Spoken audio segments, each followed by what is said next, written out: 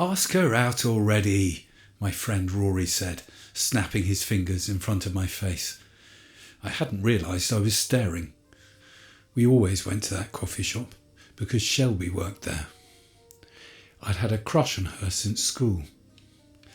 At the age of 18, living our lives as working adults, nothing had changed. I can't exactly say Shelby was a friend of mine, but we talked at events and parties over the years. Sometimes, in those conversations, I felt like we connected. There were moments when it seemed like she knew me better than Rory. Everything is surface level with him. He never takes life seriously. So? Rory said. So what? I replied, bringing my thoughts back to the present. Are you going to ask her out? I can't, I sighed. I couldn't risk being rejected. The pity in her eyes as she tried to let me down gently, it was a truly horrifying thought. I'll go and ask if she likes you, Rory said, standing up. I grabbed his arm and shouted, No!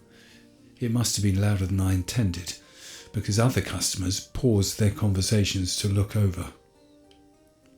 A glance at Shelby confirmed she was busy at the counter and thankfully unaware anything was amiss in the seating area.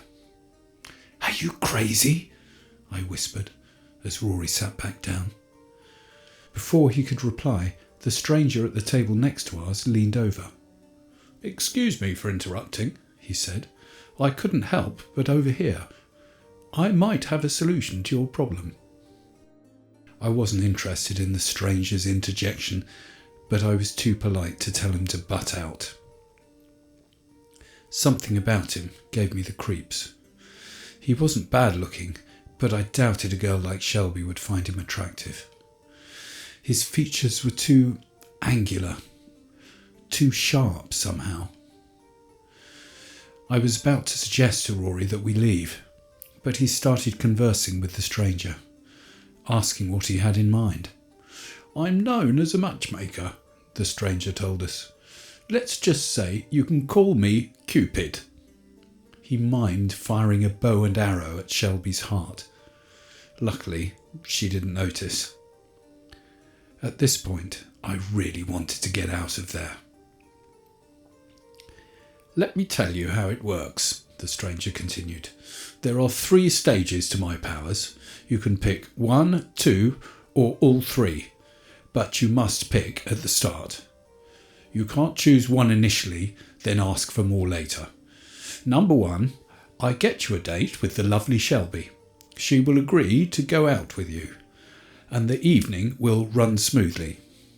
But I warn you, I don't do this out of the goodness of my heart. The day after the date, I will phone you and set a challenge. Of course, you can refuse to do the challenge, but there'll be consequences. This very cafe will crumble to the ground. I glanced at Rory. He circled his finger round his ear and mouthed the word crazy. The stranger didn't seem perturbed and kept talking. Number 2, Shelby will agree to a second date. This date will end in sex. Again, there will be a challenge and a forfeit if you fail. This time, one of your friends or family members will lose an arm. Rory looked disturbed and went to say something. I held up my hand to silence him. For some reason, I wanted to hear what the stranger, Cupid, would say next. Finally, I can have Shelby fall head over heels in love. She'll marry you, have your babies, the full works. The final challenge will be the most difficult and failure the most costly. The whole town will be ravaged by a hurricane. Hurricanes never happen here, Rory laughed. I can arrange for one, Cupid said seriously. I realised this must be an elaborate joke set up by Rory. He has a huge family with lots of cousins I've never met. He had enlisted their help before. I felt disappointed in myself for not catching on sooner.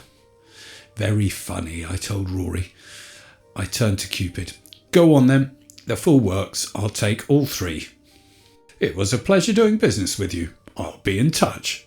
He shook my hand and then departed, leaving his coffee and donut untouched on the table. Now we know he's full of it, Rory said. He didn't ask for your number. How's he going to call you?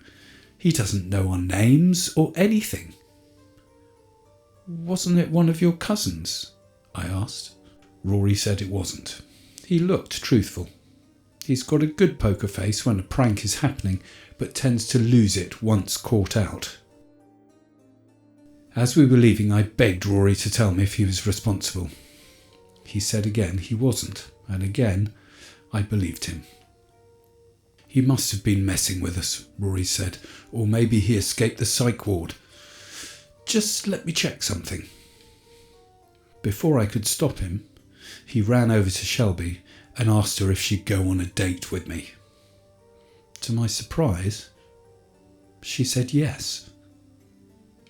I was creeped out at first, but soon decided it was a coincidence. I'd known Shelby for years and often felt a spark on the few occasions we were alone together. It wasn't that implausible she could return my feelings. I took her out for dinner the next evening. The conversation flowed without awkward pauses, and the connection and mutual understanding I've always felt with her intensified. We said goodnight and arranged to go out again the next day. I'd forgotten about Cupid when the phone rang.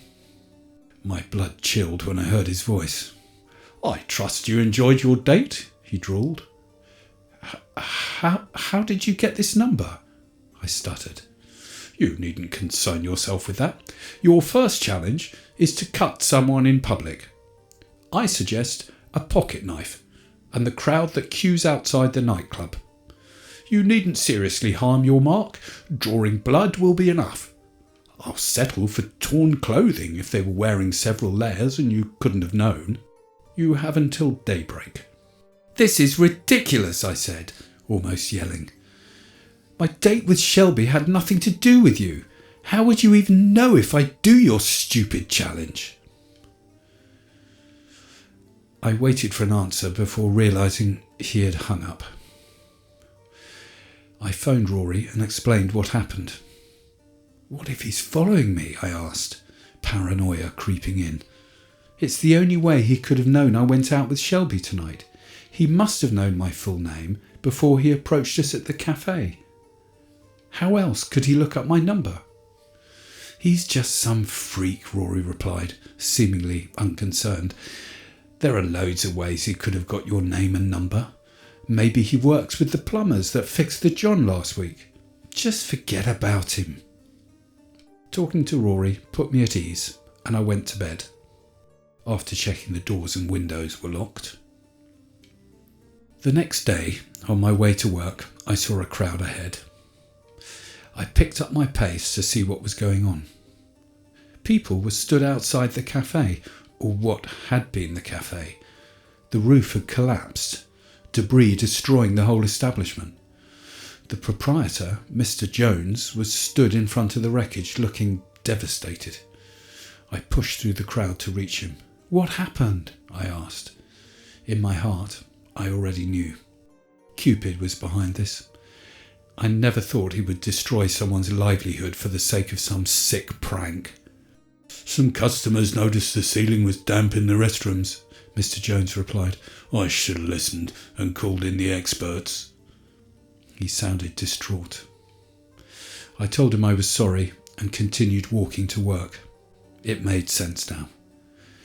Cupid must have been one of the customers aware of the damp problem. I suspected he had somehow aggravated the damaged ceiling to coincide the cafe's collapse with my challenge. I knew I'd have to tread carefully. He was obviously unhinged and possibly stalking me. I briefly wondered if I should go to the police, but I didn't think they'd believe me. I worried they'd suspect I was the one that vandalised the cafe. I contemplated cancelling my second date with Shelby, but I wasn't prepared to sacrifice my future with her because of this psycho. Cupid said the second date would end in sex, so I decided to err on the side of caution and not sleep with her until the third date. That way, when Cupid called, I could say he hadn't fulfilled his side of the bargain. Unfortunately, it's not that easy when the woman of your dreams is intent on getting intimate with you. The date ended exactly as Cupid promised. I contemplated not answering the phone, but I was too curious. "Shame about the cafe," Cupid chuckled. "What do you want?" I snapped. "Simply to give you the second challenge. It's quite controlling, isn't it? Having a girl fall for you against her will because it's what you want. With that in mind, your second challenge is to carve the word sadist onto your forehead, deep enough to scar. You have until daybreak." "You're crazy," I told him. But again, he had already hung up. I called Rory. He came over so we could discuss it. He's obviously off his rocker, but what's he going to do? "You're not actually thinking of disfiguring yourself, are you?" he asked me. "I don't know. Do you remember what the second forfeit was?" I replied. "One of your friends or family losing an arm," Rory reminded me. "He couldn't have picked one of your enemies, huh?" Rory laughed, but my blood ran cold. "He could actually hurt someone if I don't do this," I said. "He won't," Rory assured me. "The cafe could have been a coincidence, and even if it wasn't, there's a huge difference between that and attacking someone. They'll be able to identify him for one thing, or they might kill him in self-defense.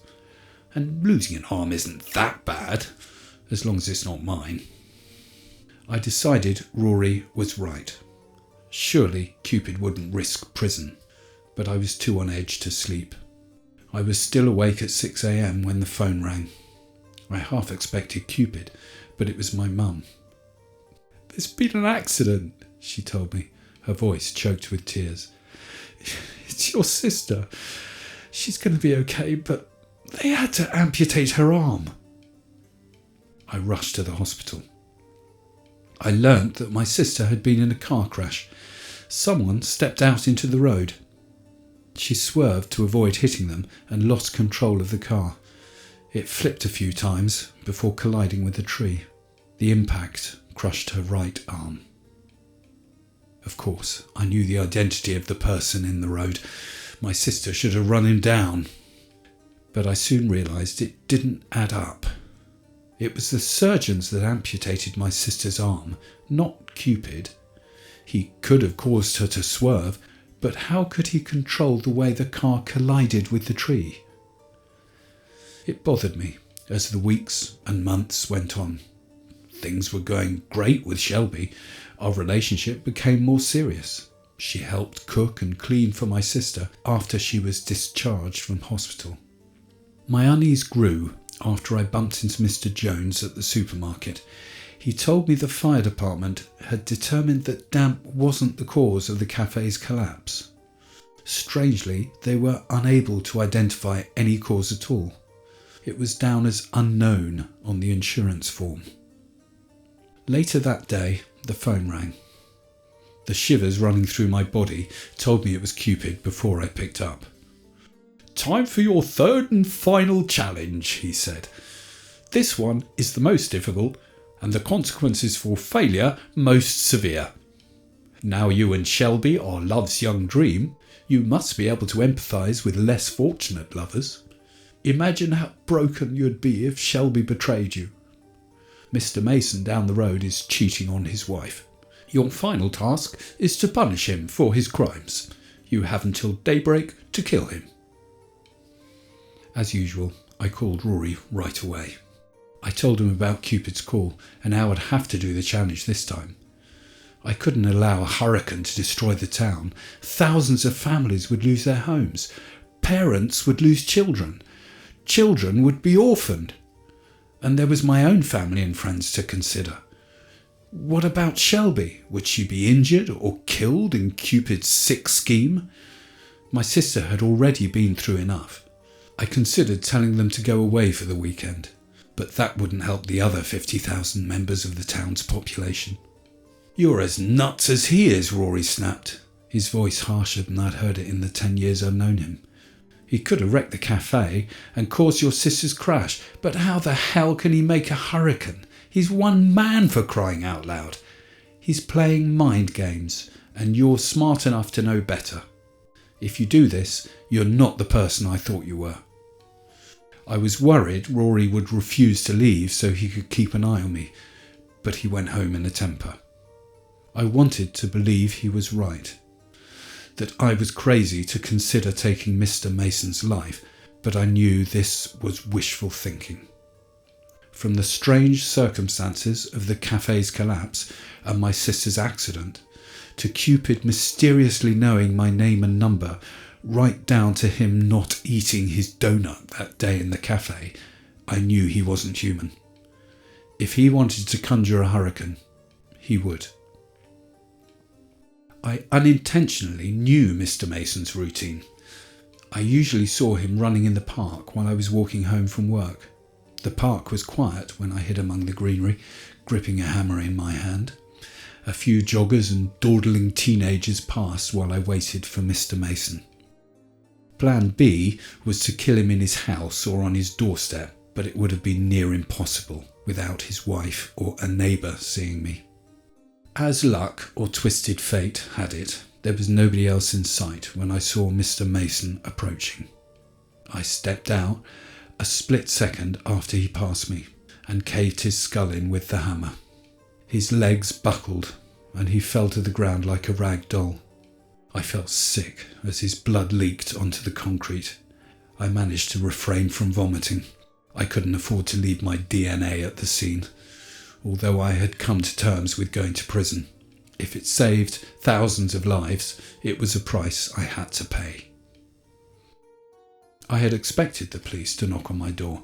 My heart almost raced out my chest when they did, until I realised they were just going door to door, asking if anyone had noticed anything unusual or knew why someone would want to harm Mr. Mason.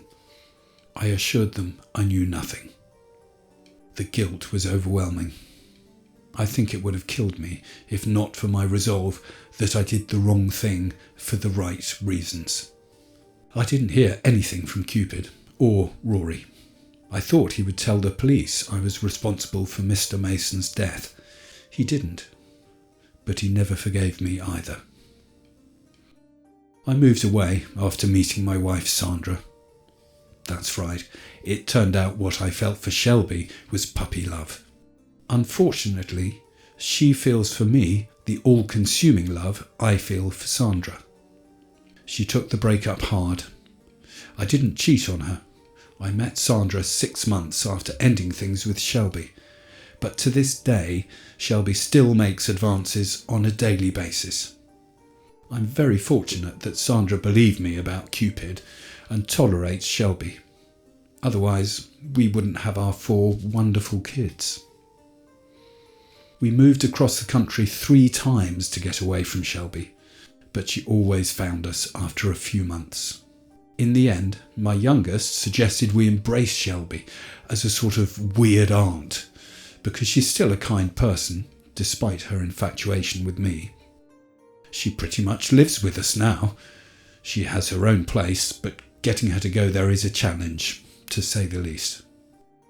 I feel awful that it's my fault. She'll never experience the kind of relationship I have with Sandra. We tried to find a way to reverse Cupid's curse online, but all the suggestions were either unsafe or didn't work. We've hidden 5 different herb concoctions in her food at this point. I'm not convinced any of the bloggers I found online met the same Cupid. As life went on and my kids grew up, my eldest is now expecting a child of her own, I was never able to stop the niggling doubts. I couldn't help wondering if Rory was right and I'd taken a man's life for nothing. These doubts ended yesterday. I saw Cupid. He hadn't aged a day, despite our meeting in the cafe being 30 years ago. I thought he might not recognise me, but he smiled. "You could always dispose of Shelby the same way you did poor Mr. Mason," he said nonchalantly. "Who are you?" I asked. He smirked for a long time before replying. I can't tell you that. I'll only say this. There are thousands of supernatural beings in the universe, but very few walk on Earth. Most of those that do are angels or demons. Thank you for listening. If you enjoyed this story, please subscribe and turn on the notification bell. This is a new channel, so your support would mean a lot. We post new Creepypasta stories on the 3rd and 13th of every month, plus bonus videos when possible.